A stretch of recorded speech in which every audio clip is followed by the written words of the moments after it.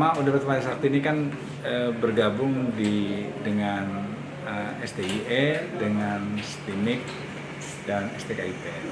Nah, sekarang sedang membangun konsep kurikulum yang orientasinya kepada world class university, dan kurikulum itu ditandem ya dengan kualitas mutu yang diinginkan oleh BAN PT sekaligus ke International Standard Organization. Nah, apa tujuannya?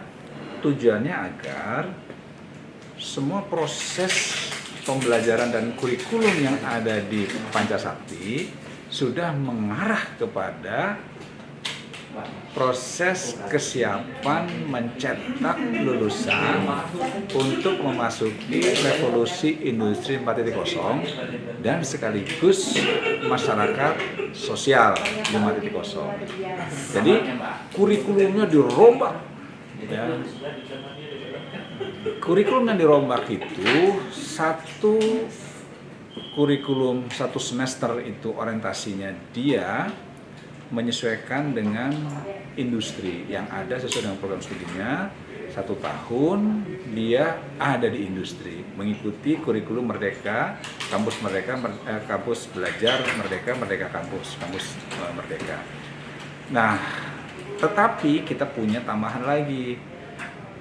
Kampus Merdeka, Merdeka belajar itu tidak menerapkan konsep revolusi industri 4.0. Nah, kurikulum yang dibangun di sini itu menghadapi ketidakpastian dan lain sebagainya, semua berbasis digital.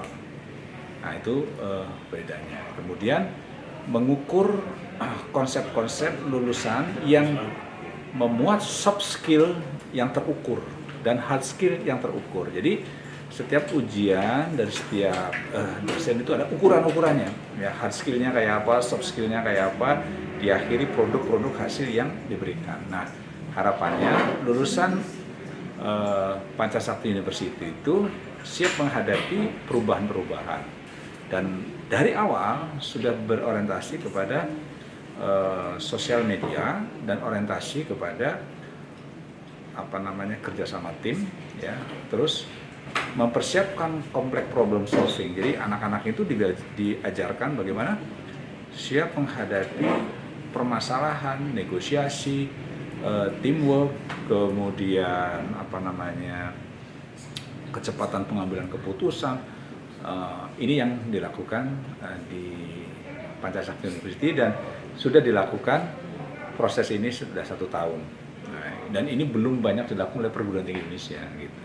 Itu terkait dengan bagaimana kesiapan dalam rangka pencapaian kurikulum. Tentu sejak dini kita kan mempersiapkan. Ya. Kira-kira yang dipersiapkan oleh pemerintah?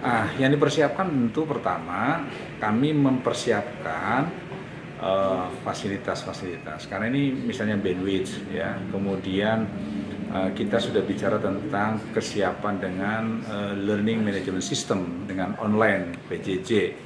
Nah, para dosen sudah biasa diajarkan menghadapi kamera. Para dosen sudah bisa mengajarkan berbasis YouTube.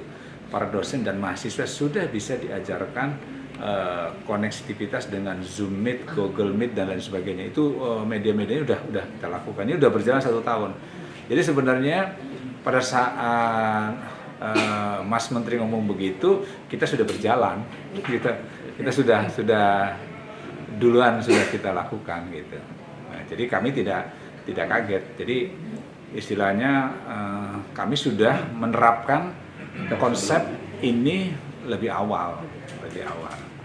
Terkait dengan era COVID-19 ini tentu banyak kendala-kendala. Kira-kira menyikapi hal tersebut pihak Universitas Pancasakti selama ini apa?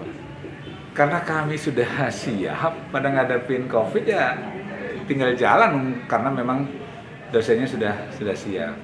Cuma kita nanti akan naik ke arah yang lebih bagus. Nanti dosen itu diharapkan membuat semuanya berbasis modul dan semuanya kan LMS, dan akhirnya setiap dosen itu akan diarahkan kepada animasi.